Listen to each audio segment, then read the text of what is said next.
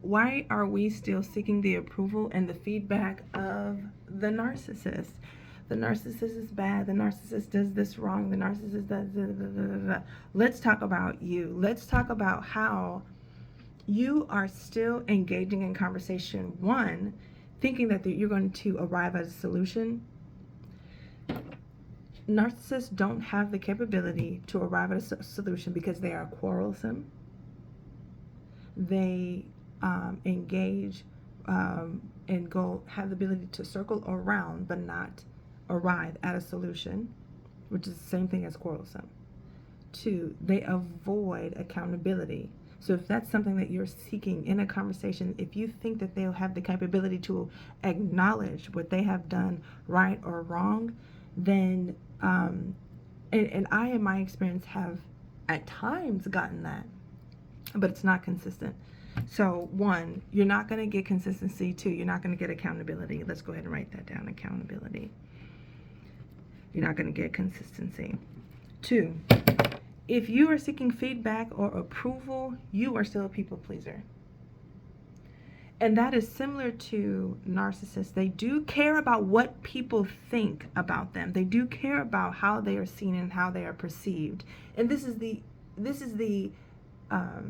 their entire approach and how they actually get people to come into conversations with them, even relationships with them. The conversation is their attempt, but their goal is the relationship.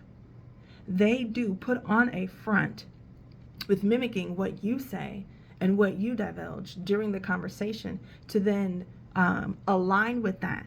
It's very strategic, it's disingenuous, but they match what you're saying and what you're pouring out, and they appear as though they're relating with you. It's disingenuous, but they are taking what you're saying and then trying to match up with that, approving what you're saying, and this is how they converse with you for the purpose of trying to relate with you. Now, you and I, because I'm married to an undiagnosed narcissist, I just believe that this is a narcissist, but I'm gaining so much material from these spouts, from these arguments, that when I go back, I have just completely stepped over the old me that was just depleted in emotion, and I began just taking notes. I just write down some things like, what did I contribute to what I'm experiencing right now? And that's been able to be beneficial to me. And so I'm gonna share with you that I'm still relating with him and how I'm being a people pleaser because he cares how people thinks, because this is how he attracts people. But I still care about how he thinks, because how other people think, because I'm still going forward toward him to consider feedback and ask his opinion and approval, knowing that I'm talking with someone that doesn't care about me. So if I'm talking with someone that doesn't care about myself, specifically my well-being, my opinions, then what truly am I trying to strike up? What am I okay? Am I okay? You're talking with someone that doesn't care about your well-being. They don't care about your opinions. What then are you talking about? You can talk about facts. It has to be facts. This laptop table is white. Okay, but then that's not really a conversation. You're literally barking. You're literally just saying something to that person, and that doesn't even need to be said. But as far as striking up a conversation, what is my goal?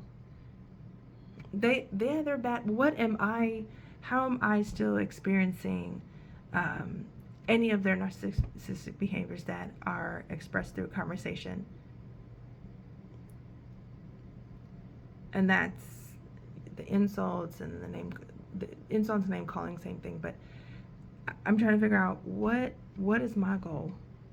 Is it so I could appear like though that I'm the Christian that I am, so I can appear that I'm the better spouse, that I'm the better parent to this person? Hands down, that's people pleasing. Once I'm able to cut this off, once I'm able to stop doing this and maybe do something in place of it, like whatever the biblical way of going about conversing with someone just if there's something that can be interpreted from the scripture that I can replace with this, that's great. That would be a graduation. But as of right now, this particular thing, seeking feedback and approval, is people pleasing, and specifically with this kind of person, I am behaving the same way they did in order to get in a relationship with me. Yes, they did it by mimicking what I was saying, and then behaving as though they were approving anything that I would claim that I'm into or whatever. But they needed to appear pleasant toward me, and they approved my feedback. They gave me approval in anything that I would say, and here I am seeking their approval, seeking feedback. And just, what do you think about that scripture? What do you think about asking their opinions? They're not saved.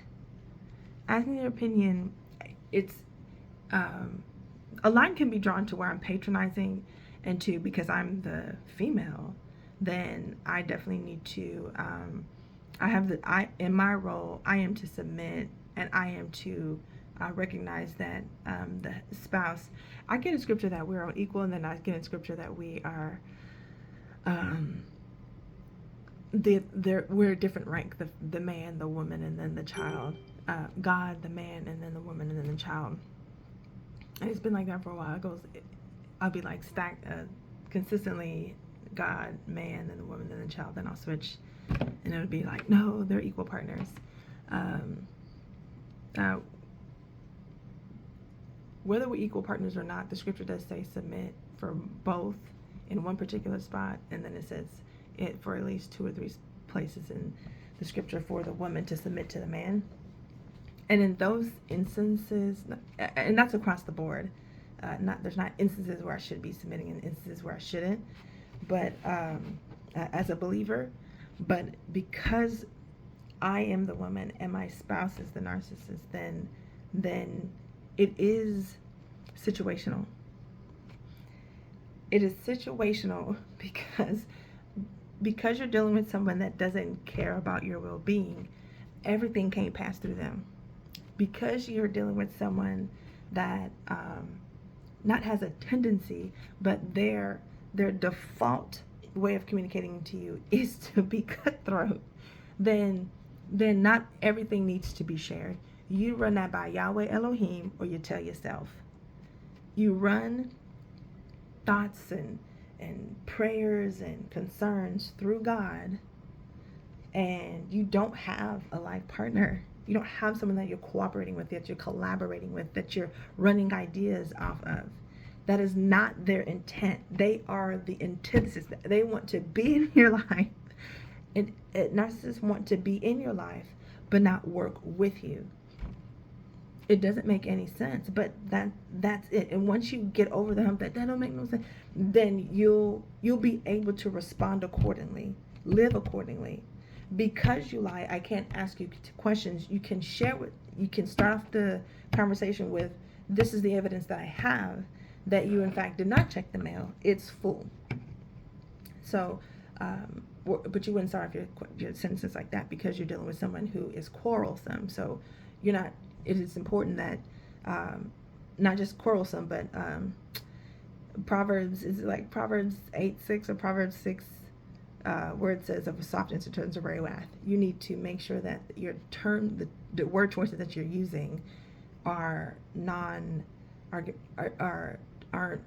full of strife. Okay, because you're striking a match so easily. There are things that you don't do to where they will feel like they're struck, and there's things that you do very gently, with low tone, with no ill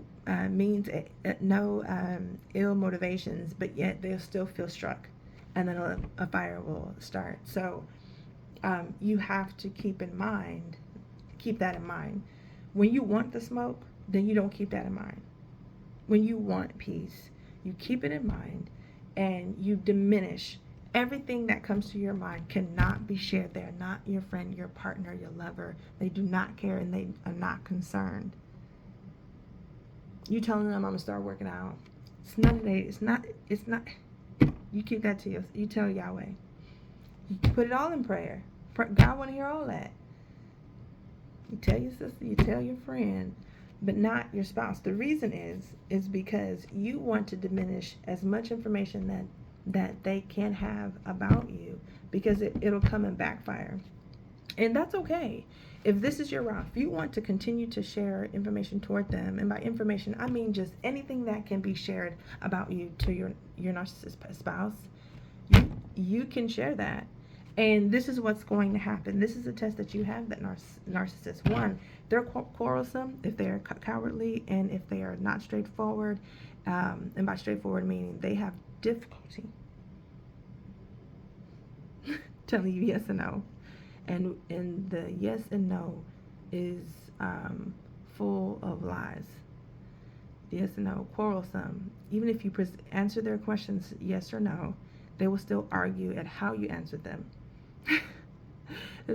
And when you answered them, and why you didn't answer it, this and that. But yet, they don't operate at that same standard. They don't deliver information right when it appears. They don't deliver information to you with thought, carefulness, and concern for your heart, your well-being, or any plans that you guys have already decided on.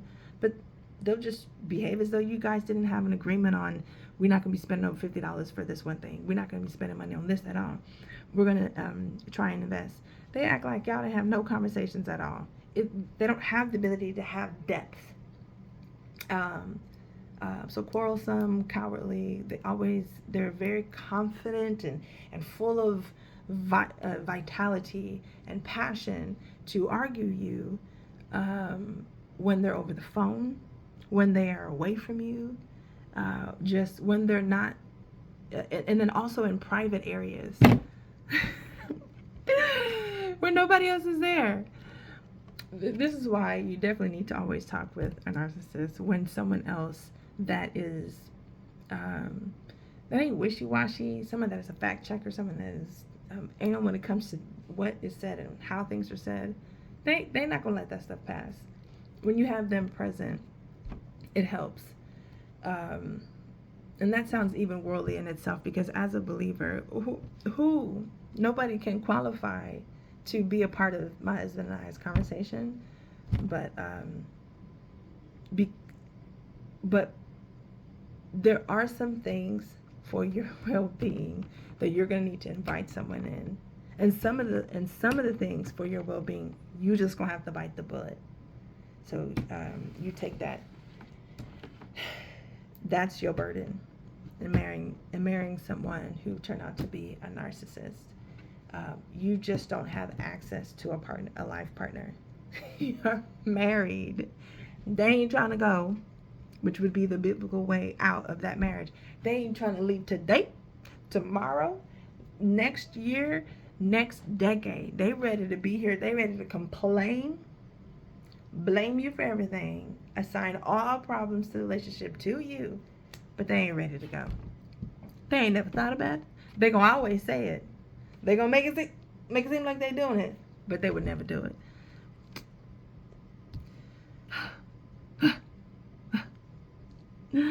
Pray.